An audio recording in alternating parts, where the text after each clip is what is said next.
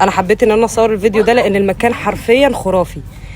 احنا كنا في دهب واتنقلنا من دهب للثقب الازرق. ده مكان نزل فيه نيزك في البحر، ثقب في البحر، ففي بقى سمك والناس بتغطس فيه علشان بيبقى فيه مناظر طبيعيه وشعاب مرجانيه واسماك ملونه. مشينا خدنا مركب من الثقب الازرق لابو جالوم اللي هو المكان اللي احنا فيه دلوقتي ده، اللي كله كامبات وبيقول لك راح وما راحش. راح القلب الطيب، راح الحضن القاسي، راح يعني بحر كده وعباره عن كامبات كده. الكامبات اللي ورايا دي، الكامبات اللي ورايا دي هي تجنن بصراحه، تجنن جدا جدا جدا جدا جدا. هناخد عربيه هتودينا البلو لاجون، ده المالديف المصري.